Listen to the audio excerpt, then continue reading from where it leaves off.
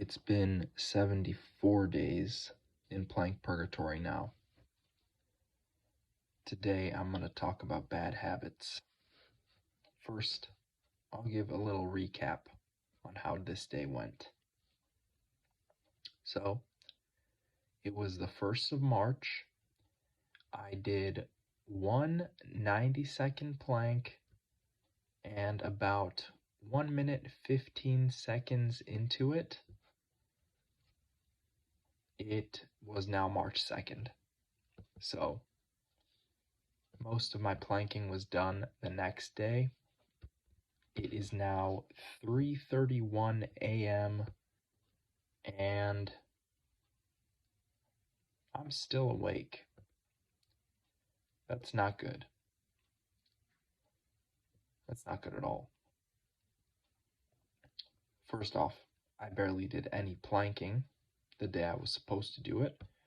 I ended up doing it all technically the next day, right? That's not a great start. And also, I've just been staying up late. I think I just repeated that whole thing. Anyways, moving on. Bad habits. I've done quite a lot of work on myself these past few years, and I have been able to really clean up my act to a certain degree. I am sober. I haven't had alcohol in over a year and a half. Not a single drop. I am drug-free. I haven't smoked anything in over 3 months. I haven't smoked cannabis in over 5 months. And those two things were big vices for me for a very long time. Years, maybe 5-6 years of my life was wasted on those substances, nicotine and cannabis. And not everything was a waste, of course, but a lot of things could have been done more efficiently, more effectively, had I not taken that path of least resistance, that path of falling into temptation and seeking pleasure and seeking instant gratification, looking for a high instead of becoming naturally high vibration. Bad habits. Smoking, drinking, those are big ones, but they're not the only ones. Eating late. This is one people don't really think about. Eating too late. This is something that I'm guilty of as well. In fact, today I kind of pushed everything off into the evening, right? All the stuff I wanted to get done. I wanted to go on a run today, and I ended up going on a run around 9:30 p.m., right? So it's already late. Like, I should already be getting ready for bed. However, I went on a run. I went on a 4.3 mile run. I got back around 10 something and showered.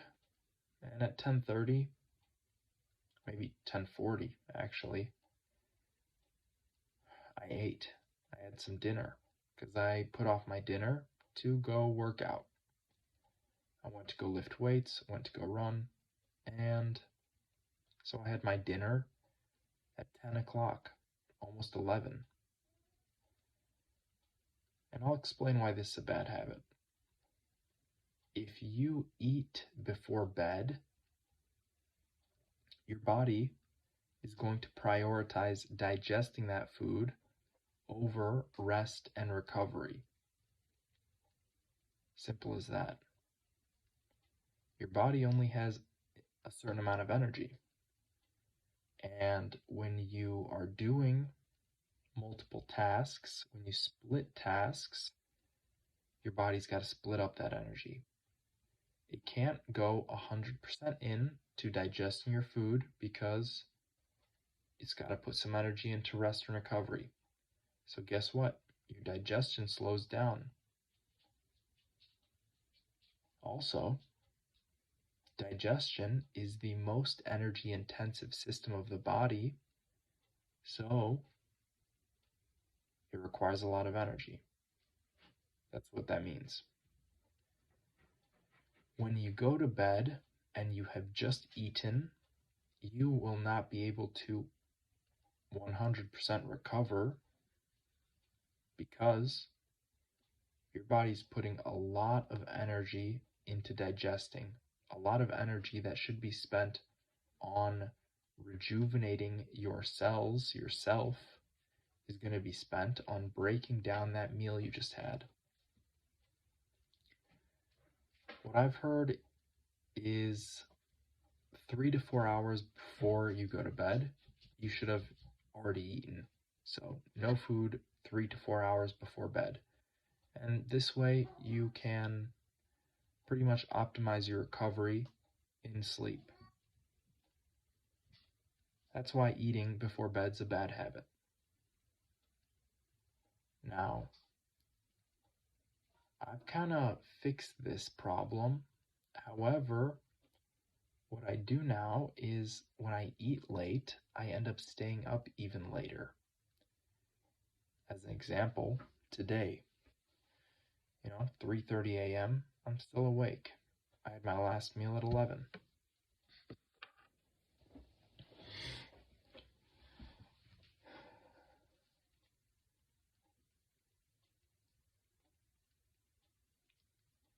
It's too bad.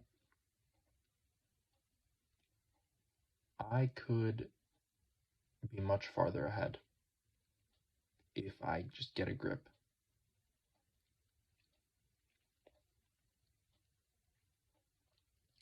Now, I'm not doing everything wrong. I've still got some things going for me. Fitness, at the very least. I have made it sort of a ritual to do my daily training. And that is how I think fitness should be treated, in a ritualistic sense. Because that's kind of what it is. If you subscribe to this notion that your body is a temple and it must be preserved and kept and built up, then it only makes sense that this is a place of ritual. This is a place to behold.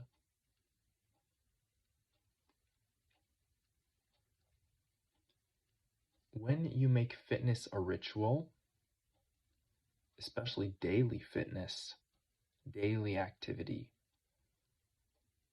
you get to reap the rewards every single day. This is a type of ritual which is the results of which are easily and readily apparent. It's not like a rain dance where, maybe you do get rain, maybe you don't. It's not like a ritual sacrifice where maybe you do get rain, maybe you don't. Now that I think about it, it seems like a lot of those tribal rituals were about rain. You can't control the rain. Well, I don't know, maybe you can. That's a whole other spiel. I'm not going to get into that.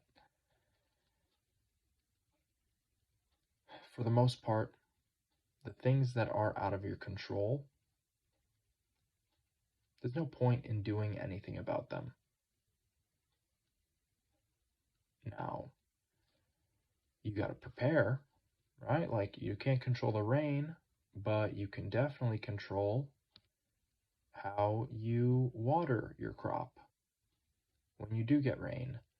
You could definitely control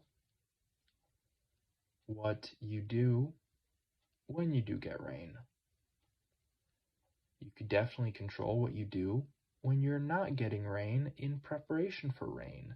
There's a nice saying that I like. I'm not sure where it comes from.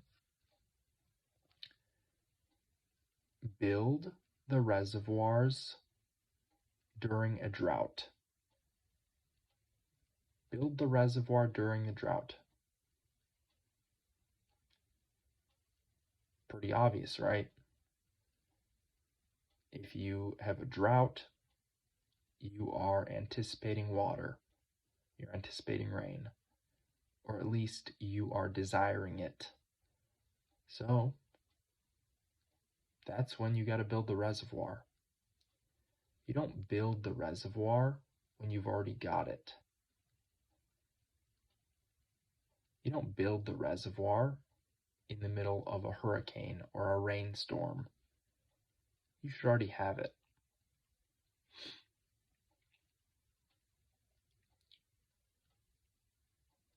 A lot of people seem to be stuck in their vices, their bad habits. And I used to be like this too. One thing that I hear and see a lot is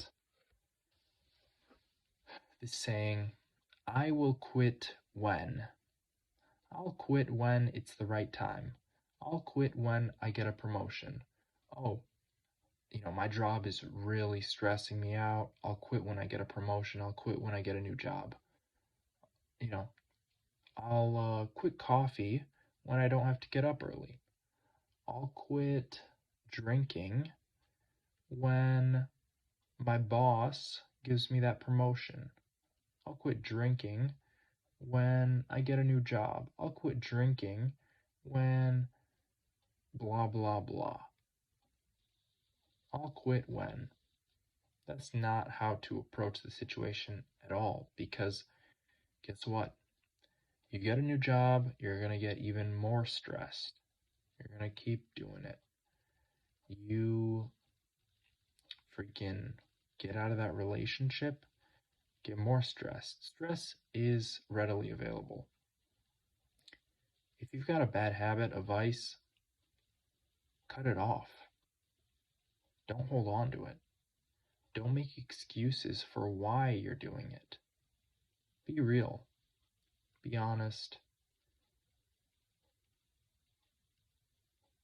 If you don't want to quit, be honest about that. That's where you start. I didn't want to quit either. I didn't want to quit smoking. I didn't want to quit drinking. I just made the realization that, hey, I don't want to quit this stuff. Why not? And that made me really think about my life. Why don't I want to quit? Why am I so attached to alcohol? Oh, my life freaking sucks, dude. Maybe that's why.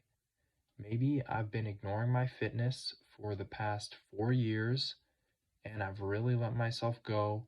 And even though I might look a little bit better, I'm unhealthier than I've ever been. And that's got to change.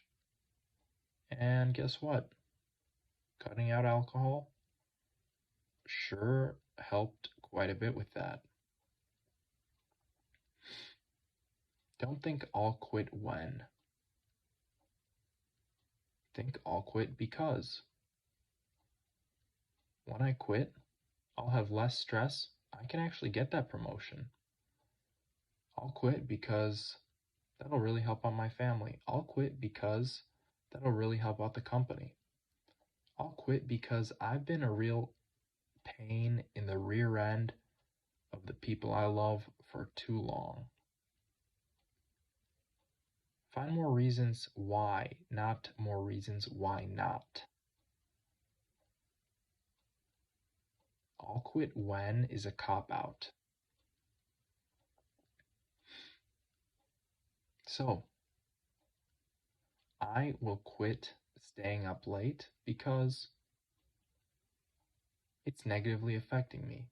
It's negatively affecting my family. It is keeping me from getting better. It is holding me back. It is a big waste of time. It is allowing me to fall into negativity and bad habits that I am attempting to escape. I'll quit when is no good for you. It's like saying, I'll do it tomorrow.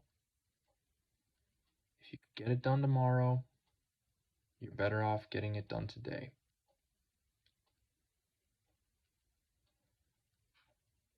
Tomorrow's kind of abstract. Be more real. Thank you for watching. I'll leave it at that for today. It's time for me to go to bed. I'd like to keep on jabbering and yammering, but I need my beauty sleep. Have a good night, or a good day, and a nice life.